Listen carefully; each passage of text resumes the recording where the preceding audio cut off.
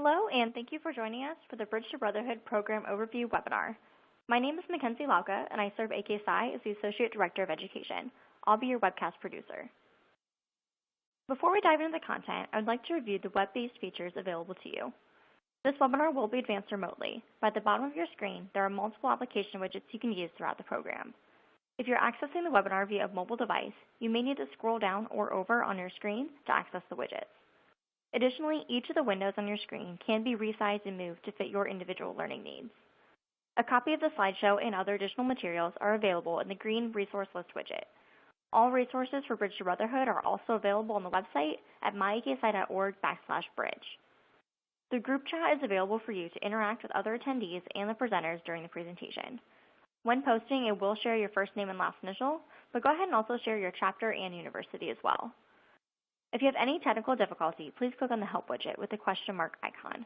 It covers most common technical issues. If you have a question throughout the program, you can launch the Q&A widget to submit your question. All questions will be discussed at the end of the program in the order they are received.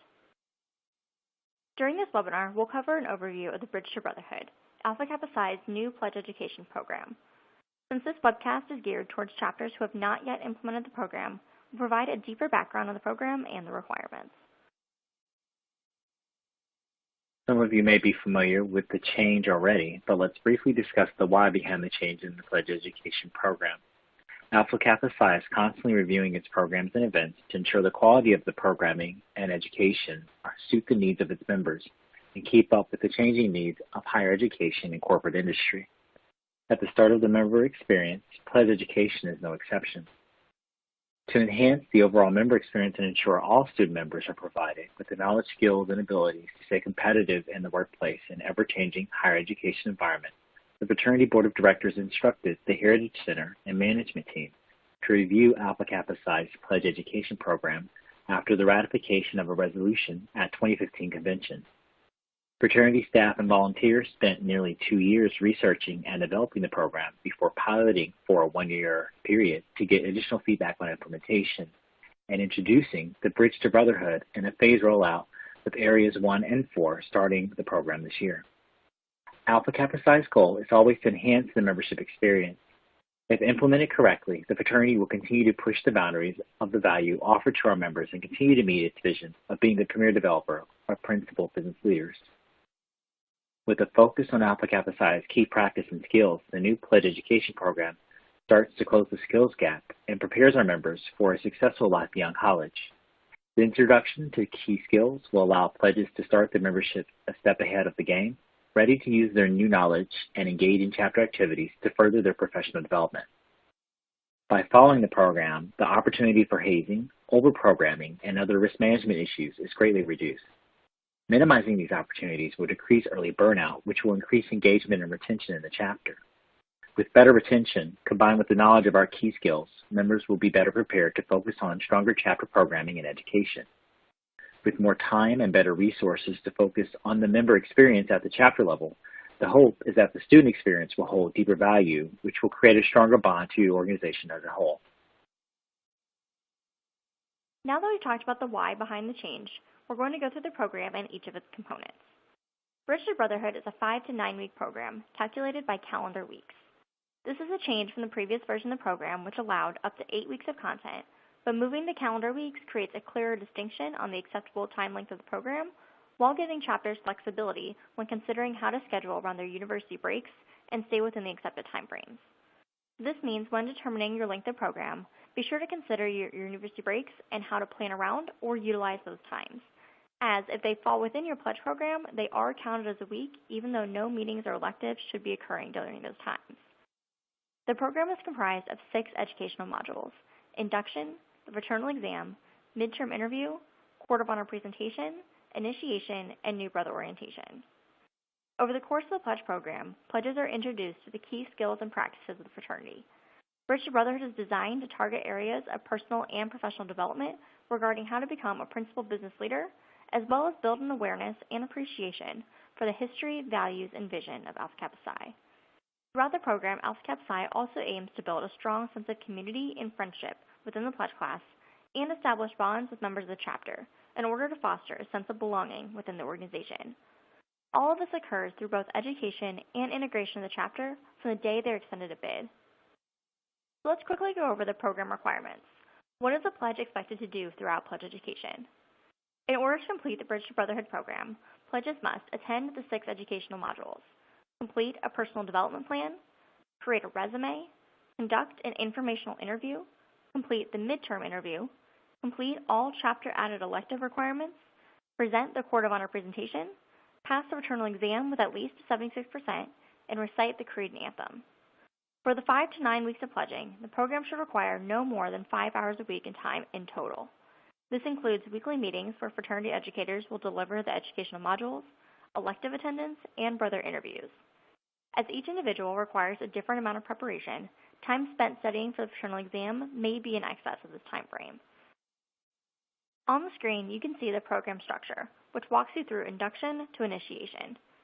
As the program can be completed in a 5 to 9 week time frame, the number of times the pledge class will meet can vary. To best accommodate each university's needs, chapters can schedule the modules throughout the process as they need. However, the modules and rituals must be completed in the order on the screen, meaning Module 1 must be done before Module 2, which must be done before Module 3, and so on. It is recommended that chapters not meet more than 2 times per week, including for electives, but chapters should use their best judgment when creating their pledge class calendar. You'll notice the image does not include the Fraternal Exam or New Brother Orientation. We'll touch on the Fraternal Exam further a little bit later on, but it can be administered up until 2 weeks prior to Court of Honor. Additionally, New Brother Orientation, while part of the pledge program, is not counted in the 5 to 9 week time frame since it occurs after initiation. It is recommended to hold New Brother Orientation within a week of initiation, but chapters can hold New Brother Orientation at any point as long as it occurs before the first member meeting the new members will be attending. Now we'll start to break down the different requirements of the process. As we touched on in the opening, the Bridge to Brotherhood program was designed to enhance how the fraternity delivers consistent education. The fraternity has spent years of research determining the skill sets needed in the workforce and identifying what was being addressed in our previous programming and what fell to the wayside. Now, these skill sets are being woven throughout the pledge process and into membership, starting with the educational modules. Each of the modules are only an hour in length and focus on the topic areas seen on the screen. We'll cover a high-level overview of each module, but all fraternity educators should be sure to review the lesson plans and the facilitator guide thoroughly to understand the activities and content. After the induction ceremony, the pledge class will stick around to go through the induction module, which covers an overview of the pledge process and membership expectations. If your chapter is running recruitment successfully, most of this may be a review, but we want to ensure the pledges know right from the beginning what we expected of them through the pledge process, as well as when they become members of the chapter. Module 1 focuses on building relationships. The vast majority of this time is dedicated to icebreakers and team building activities between the pledge class and membership. While any chapter member can attend to get to know the pledge class, you'll specifically want to ensure any potential big brothers attend to start forming those relationships. Module 2 dives into values, both personal and fraternal. There are a number of activities in this module designed to allow pledges to understand how their personal values fit in with the fraternity's core values and what it means to be a principled business leader. Module 3 covers chapter operations. Pledges will go through a mock meeting and begin to apply the fraternity's risk management policies through scenarios they may encounter on a chapter committee. Module 4 is when we start to shift to professional development. This module covers the basics of how to prepare for and go through an interview.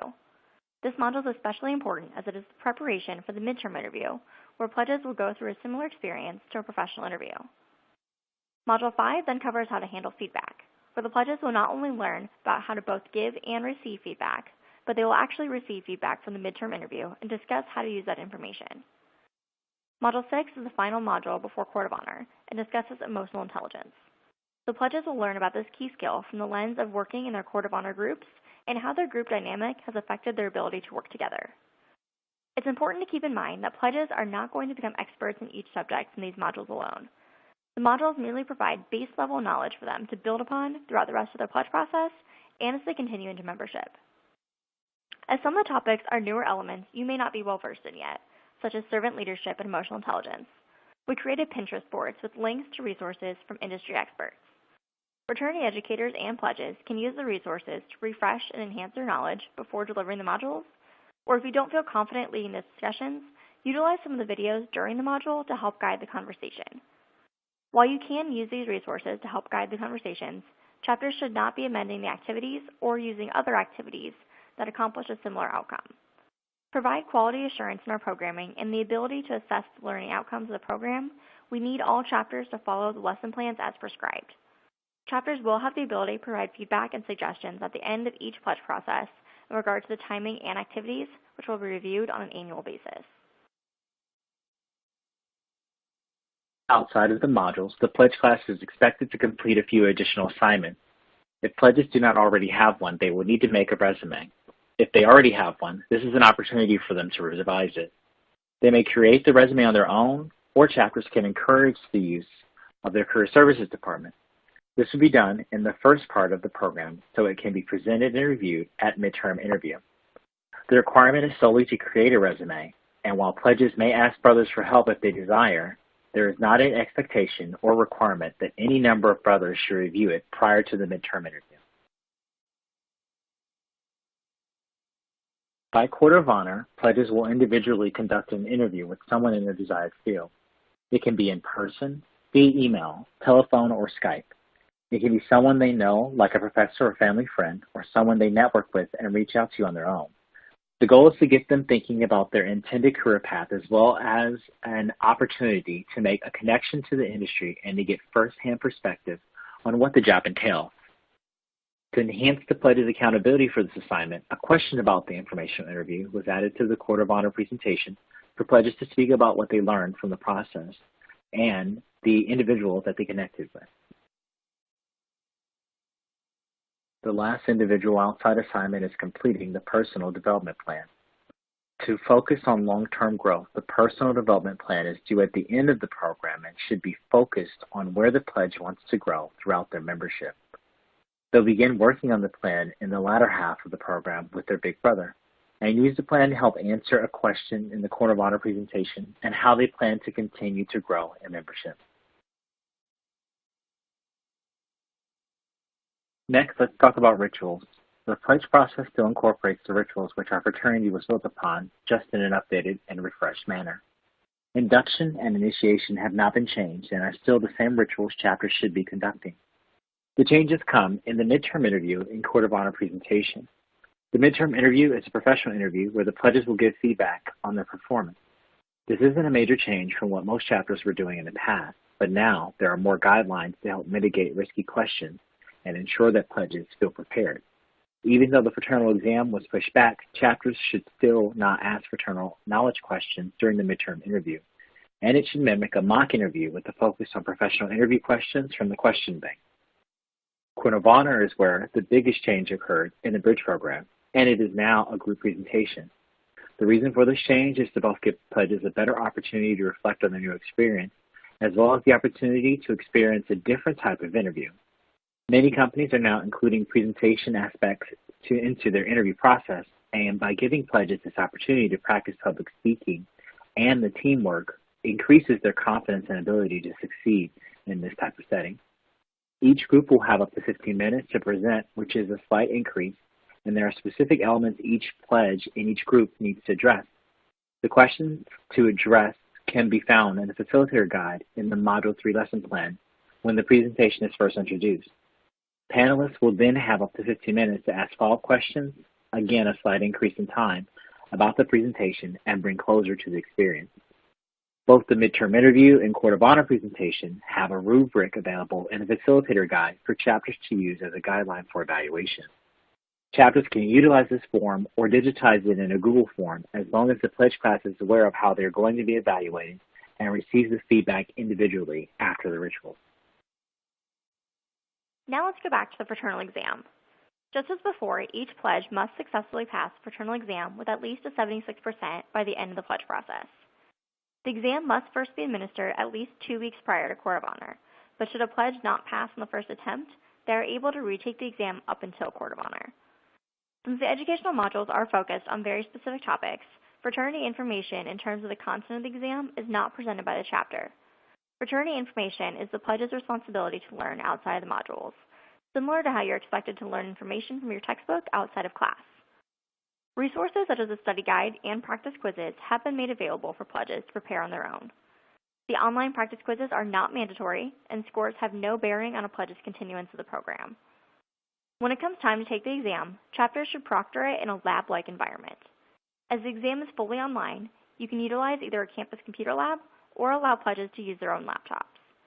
The fraternity educator will share the link and the password and should monitor pledges to ensure they are not opening additional web browsers. Chapters will not be sent scores once a pledge finishes the exam, so pledges will need to let a member of the Pledge Education Committee know when they're finished to share their score. In addition to Fraternal Exam, pledges must recite the anthem and creed individually to a member of the Pledge Education Committee. This should occur during a private, scheduled time between a single pledge and a single member of the committee. Chapters can decide whether or not to set specific days where officers are available to hear the recitations, or allow pledges to individually schedule with an officer as they're ready. Brothers may not solicit pledges to recite the anthem or creed at any other time. Pledges may recite the anthem and creed at the same or at separate times throughout the program, but both must be completed before Court of Honor. The Pledge Education Committee should keep track of everyone's progress. Just like the fraternal exam, pledges can redo the verbal component as many times as it takes for them to pass, and they only need to redo the one that they miss. For example, if they say the creed correctly but mess up on the anthem, they do not need to redo the creed as well. Public speaking may not be a strength of every pledge, so it's important to not make this an intimidating hurdle to cross. There is a rubric available in the facilitator guide for members of the Pledge Education Committee to mark the areas of the creed and anthem that a pledge struggled with for feedback, and use your best judgment on whether or not they know the anthem and creed well enough to pass. We do want to be conscious of any disabilities, so if a pledge continues to struggle with this component, officers should talk to them and see how they can best support them. As brothers, we don't want to look for ways to remove a pledge from the process, but how we can best help them reach the goal of obtaining membership. To help pledges throughout the process complete their requirements and assist in their transition from pledge to member, all pledges will receive a Big Brother. Chapters that already have a Big Little program in place can maintain their program and continue existing family trees. However, there does need to be an emphasis placed that this is a mentoring relationship. This person does not have to be their best friend, and the role of the Big Brother is to be their mentor throughout the pledge process. They will also be assigned in the beginning of the program, because this is the purpose is to help pledges throughout the process. They need to be assigned at this point in order to be their guide. Chapters can utilize whatever method of pairing they prefer, but there is a Big Brother interest form available for chapters that wish to utilize it. There are not many requirements of being a Big Brother, but throughout the program we've identified Big Brother touch points and what is recommended for Bigs and Littles to be discussing at each point in the process. As a mentoring relationship, it is essentially up to each pair to determine the level of interaction that will be beneficial for them. Any member in good standing who has the time commitment to serve as a role model and a guide throughout the process can fulfill this role. There is no expectation that gifts such as letters or paddles are provided to either Big Brothers or Little Brothers at any point in the process, but they can be given if desired. While the rituals and educational modules are the core components of the program, and struggling chapters can choose not to add anything additional, chapters can choose to tailor program through the utilization of the Elective Bank. The Elective Bank includes many activities serving personal, professional, and fraternal development needs. Chapters will have the ability to provide feedback and submit ideas for enhancements to the Elective Bank at the end of each term. On an annual basis, the program will be reviewed, including the proposed suggestions to ensure the fraternity is still meeting the needs of its chapters and incoming members. Based off the feedback provided by your peers who were on the program in the past year, we have added a few new electives and revised some of the older ones. The guidelines for all electives can be found in the Elective Bank, which is now part of the Facilitator Guide, so you do not need to download or access a separate document. Similar to how you schedule courses to complete your degree, each elective has a corresponding number of credit hours associated with the option. And depending on the length of the program, chapters have a select number of credit hours available to use. With the revision of the length of the program now extending up to 9 weeks, the credit hours were adjusted to better distribute the amount of time pledges were spending on the program. Chapters are not required to use all of the available credit hours to them, but they may not surpass the ceiling of prescribed credit hours based on the length of the program. This requires chapters to make decisions on which electives are most important based on the needs of the pledges and the community. As your chapters are choosing their electives, remember they should not look to duplicate efforts your university already does well. Do you conduct mock interviews as a part of a required class? Do you do a business plan in the senior level course? You'll already be doing these activities throughout the process of getting your degree, so Alpha Kappa Psi should provide supplemental experiences and benefits to these activities. Simply put, what added value can you provide to your chapter? Additionally, if a chapter hosts an event for its members, instead of duplicating it for pledges to gain a similar experience, invite them to the chapter event. It cannot be required for them to attend, and the choice to participate or not cannot be held against the pledge. But this is a great way to accomplish a number of activities without having to utilize your available credit hours. One of the benefits in joining an organization is the ability to meet many new people on campus who share a common interest. As many chapters seek different things from their brother interviews, chapters have the flexibility in selecting between formal and informal interviews. Formal interviews are an opportunity for pledges to gain experience with the complete interview process. They'll be expected to schedule and complete professional one-on-one interviews with current collegiate members of the chapter, as well as send a follow-up afterward. Through completion of these interviews, pledges and members of the chapter will be able to get to know one another, as well as give both pledges and brothers experience in an interview setting. Informal interviews are an opportunity for the pledges and current collegiate members to get to know one another on a more individual basis. These interviews have less structure and should focus on the conversation and developing a personal connection. Chapters may not elect to do both options, and they may choose not to include either as part of their pledge program as well. The chapter's selection must be indicated on the program syllabus and can be amended each term. Brother interviews, however, are solely with current collegiate members and may not include alumni members, even if the chapter is smaller than the maximum number of interviews allowed for the length of their program. As just mentioned, fraternity educators will be required to complete the program syllabus, which is how each chapter is going to report the dates of their pledge meetings and rituals, their elective choices, and a few other administrative details. This form is completed in Smarter Select, the same program used to complete the chapter success plan, so you don't need to worry about making your own forms. Chapters will access the form from the link in the facilitator guide and submit it through their chapter account. Any syllabi submitted under a non-chapter account will not be accepted. As much as the program syllabus is designed to help you plan the pledge process, it is also important for the Heritage Center staff and volunteers to understand what each chapter is doing in their program and where we can assist you. Knowing in advance if a chapter isn't starting their pledge process until later in the semester, for example, can help avoid over-communication if we haven't seen pledges or initiates reported. Lastly, having the information on what chapters are doing and when can help us provide you with better resources and share the accomplishments of what you're doing. It is not required for volunteers to review the program syllabus before it's submitted, but we recommend that chapters discuss what they'll be including in the syllabus before submitting it. Volunteers can serve as a second pair of eyes and provide guidance and advice as you select your electives and navigate any struggles you may have as you plan out your program. Because of its importance to share what the chapter is selected in the program, chapters who do not submit the form by the deadline and get it approved by the chapter educational resource coordinator will not be able to take advantage of the full program offerings. Chapters will be expected to complete the base program, only offering the educational modules and not selecting any electives or brother interviews. So it's important to ensure the syllabus gets submitted on time in order to be able to take advantage of the full extent of the program. One area we've received a lot of question about is what happens if the pledge is not performing the expectations or is exhibiting behavior that is not tolerated in the organization. Are chapters able to remove a pledge from the program? This is when officers need to act as servant leaders and communicate with the pledge to figure out why they are not performing to expectations or are acting in an unacceptable manner. Whereas chapters can remove a pledge at any time by following the proper voting procedures, it is a best practice to enact an improvement plan before moving for a vote to remove a candidate from pledging. Following the improvement plan process closely aligns with the feedback cycle in the professional world, which will set up both the pledges and the chapter for greater success in focusing on the pledge's development in the future. At the first indication of a concern, it should be determined if it is related to a performance issue which can be addressed. At no point should a pledge be removed for something outside of his or her control, such as an introverted personality or having too quiet of a voice, or without the pledge first being made aware of the concern and given the opportunity to improve. Some issues can be handled with a conversation, such as asking a pledge to work on projecting their voice. It is crucial when discussing a pledge's performance, though, to foster an open dialogue to determine whether the pledge received the tools and resources necessary to be successful in the program. When attempts to improve performance are not successful through discussion alone, the use of an improvement plan should then be considered. If there is verifiable proof a pledge violates a risk management policy, please work with your regional management team, chapter advisor, section director, and/or regional director to determine the best course of action depending on the incident. Regardless of the situation, pledges should always be informed of the situation and be able to provide a response prior to being voted on for removal. An improvement plan is an opportunity to give struggling pledges the ability to succeed while still holding them accountable for past performance.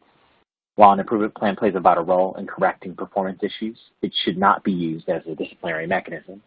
It should be used as a tool to monitor and measure the unmet expectations or undesired behaviors of a pledge to improve their performance or modify their behavior. Anytime an improvement plan is issued, it is recommended to be uploaded to HQ Docs for chapter records.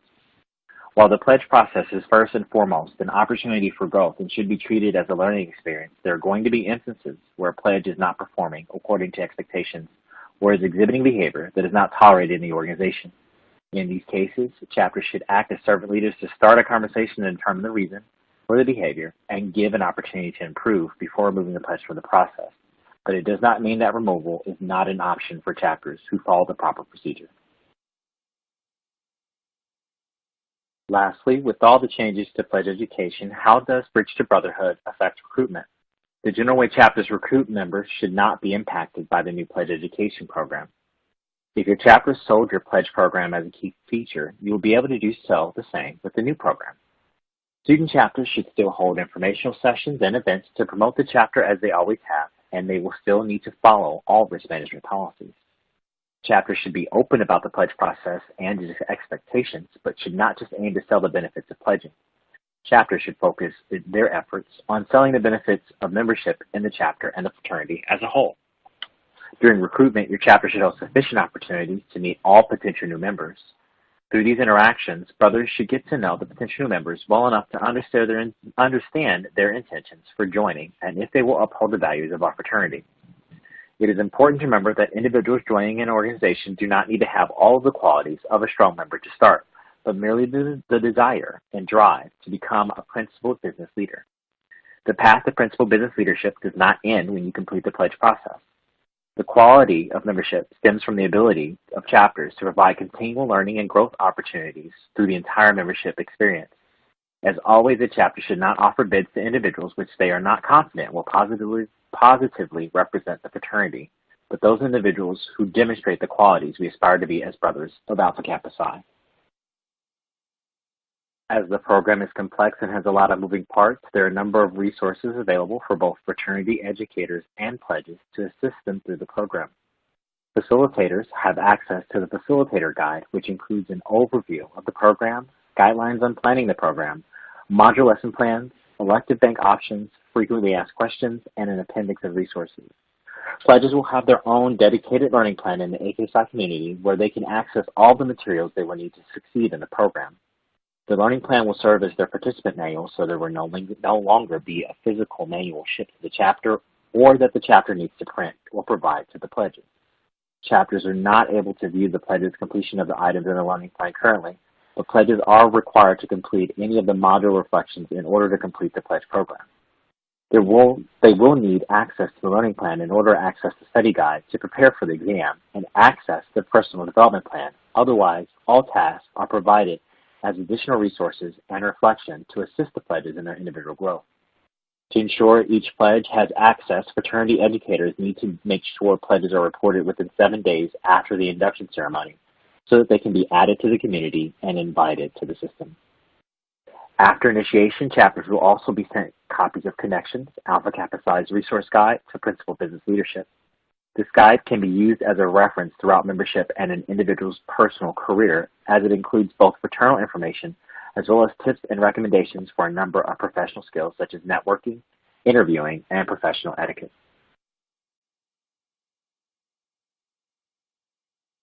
All right, so at this point, we are going to go ahead and transition to questions. As stated earlier, you can launch the Q&A widget from the menu dock to submit your questions. This feature will remain open even in on-demand viewing, so if you're viewing this webinar again later on or another member of your executive board or chapter is watching it later on and has additional questions, you can go ahead and submit those there. Any questions we don't get to tonight or that are submitted later, we'll respond to via email. Let's go ahead and get started with the first question we have here. And so it says, it doesn't specify how many brothers we should have in the Pledge Education Committee. Can you suggest a number that would be good enough?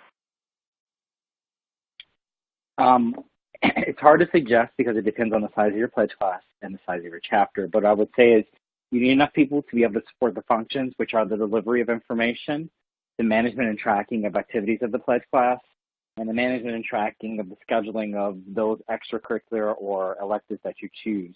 I say that and it sounds like three things, but if you have a large pledge class of maybe 40, you may need more than 3 people. If you have a smaller pledge class, you maybe get by with 1 or 2. So it's hard to say unless you have knowledge of what your incoming pledge class size is. And if you do in that case, then reach out to us at the education@aksi.org address or your regional manager or your regional director, and one of us can give you a healthy recommendation. All right, so the next question we've got is about brother interviews. Can you kind of clarify that a little more? Are pledges, is this mandatory, and is it supposed to be 2 brothers a week for the 30 minutes, or can you give a little bit more clarity on the brother interviews for them? Brother interviews are not mandatory. You can choose one or the other, but not both, and you do not have to make a choice if your chapter chooses not to.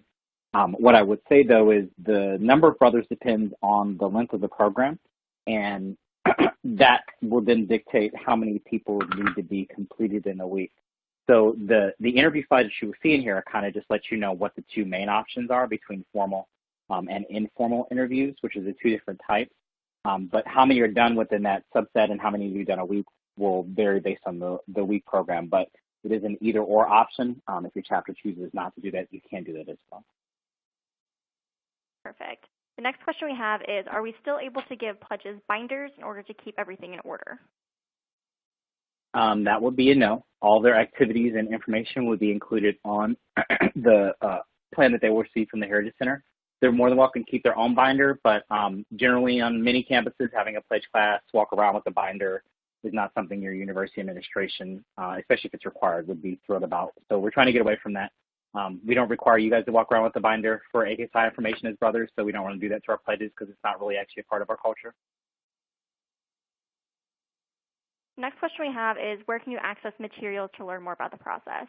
So as mentioned at the start of the webinar, we do have a bunch of those links in the resource tab on this webinar right now, and all resources can also be accessed on the website. It's at myaksi.org/bridge, where you can find pretty much every material you're going to need to know in order to learn about the process and run it as well.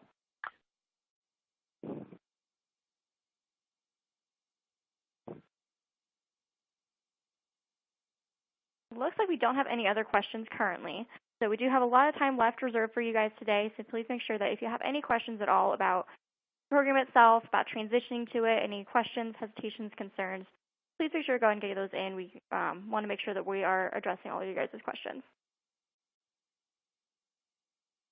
Okay, here is one. One just came in. So where can we access the information for how to conduct the ritual and what we need to say during the ritual? The facilitator guide will include all of that for the rituals within the program. So that's one of the benefits, is we kind of made it a one-stop shop. For other rituals that are not specific to pledge education, they are still contained in the ritual manual. So I don't want you guys to be confused. This will only contain those that are applicable to this process. The rest are in the ritual manual. And to clarify that even further, the ones that are specific to the pledge process would be the midterm interview and the court of honor presentation. So those are housed in the facilitator guide. The induction ceremony and the initiation ceremony, those are still going to be in the ritual manual. And those have not changed. Next question up here is, can we go over fraternity history and policies in pledge meetings so they are prepared for the fraternal exam?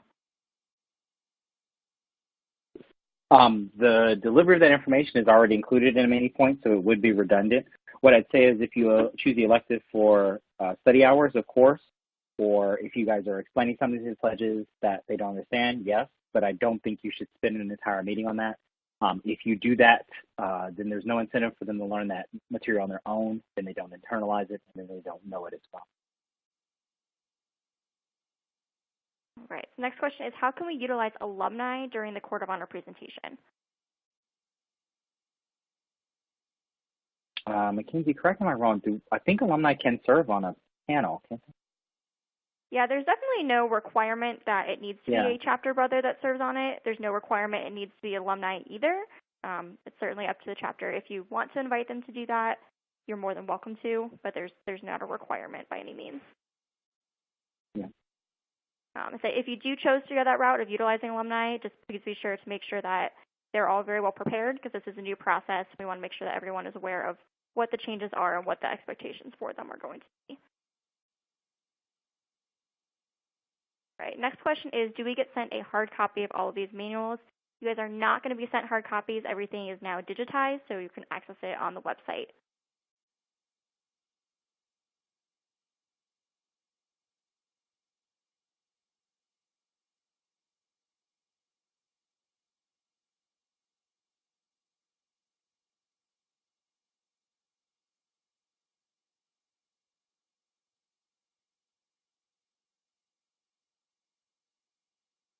Let's see if we get any more questions in.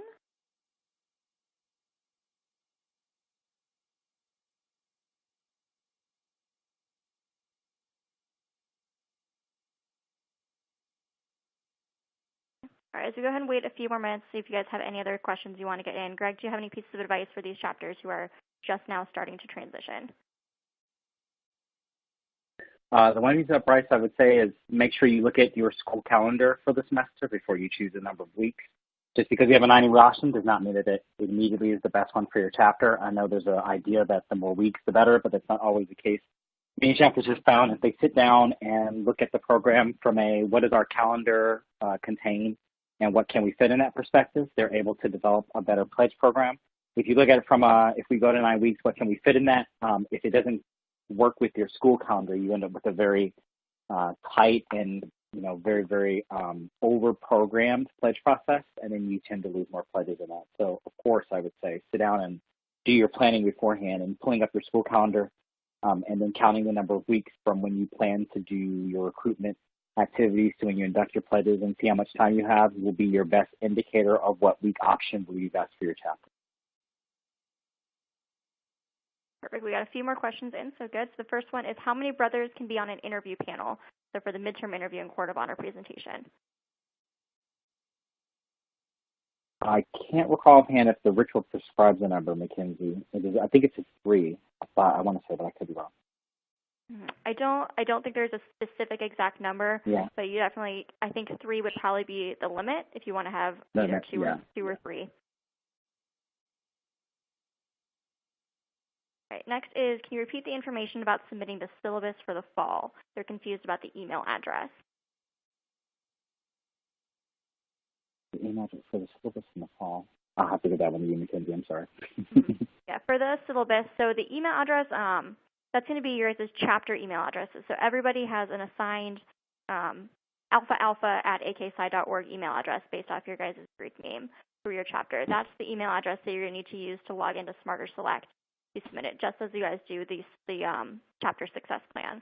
So if you have any other chapter, like a alpha@gmail.com, that would not be accepted, nor would an individual's personal email be accepted. It would need to be under the @aksci.org email address.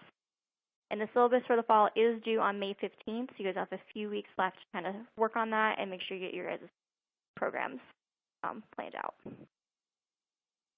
Next question is, a big brother is now expected to be assigned at the beginning of the program. How early are we talking exactly? So there's not exactly a specific time for it, but it's within, I believe it's by Module 2. So again, depending how you guys structure when your modules fall within the different weeks, we'll kind of give you guys a little bit more time, but it's by a specific point in the process, not a specific date. And the reason for that is that we really want to make sure that the mentor and big brother is being assigned early enough so they can really serve as that guide for the pledge throughout the process. Next question is, does the length of the program run from induction to initiation or from the first recruitment event to initiation? Induction to initiation.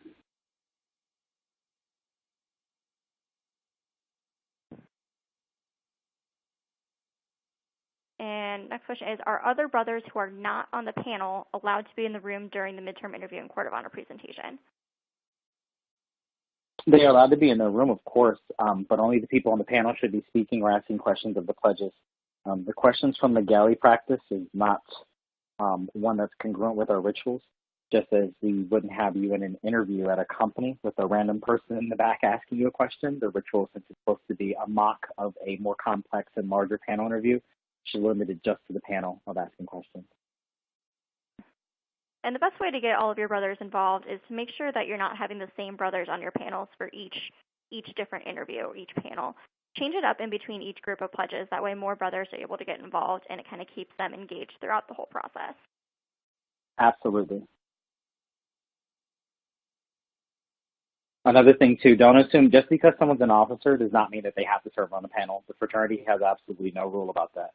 So if you're a master of rituals listening to this or you're an officer, there is no requirement that an officer be on each panel. So if your chapter is small and you need to space out and perhaps have, 4 panels and that takes 2 people and that eats up a lot of your chapter people, there doesn't need to be an officer in each one. Any brother is capable of questioning someone to ascertain if they're worthy of membership in our fraternity. It's kind of a right of all brothers. Absolutely. Okay, next question here is about the New Brother Orientation. So when is the New Brother Orientation supposed to happen? In the bridge program, New Brother Orientation would happen as the person or the individual is moving from pledge into new initiate. So pretty much after you perform your New Brother or your student member initiation ritual, the next step before a chapter meeting would be to take them through New Brother Orientation. We suggest before a chapter meeting because if they have not had the opportunity to sit in a chapter meeting before in the pledge class, as some chapters don't allow that, or if you are a large chapter and you're introducing a pledge class of 20 to a chapter of 80, coming into a meeting with a whole bunch of people that you recently were kind of working with to join the fraternity can be a little daunting, and you want to make sure that they're comfortable and understand what's going on, and also that they can participate in the most effective manner. So it's kind of important to do that if you can before your next chapter meeting. If not, we understand, but you want to make sure you try and do it soon thereafter. Mm-hmm. And yeah, there's definitely not especially a specific time. Would you recommend trying to do it within a week or so of your initiation? But obviously, depending when your initiations fall, if it's right before a break, you may not be able to get to it until after you return from break. But definitely try to do it as soon as you can, and when's going to be most beneficial for your pledges / new members.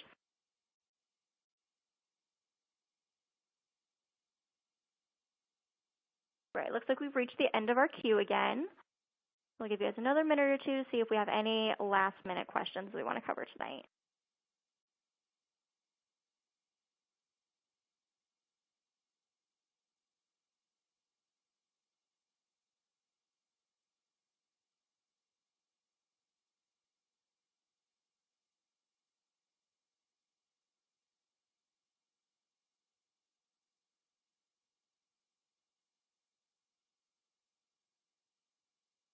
All right, seeing none, we will go ahead and end the call for tonight.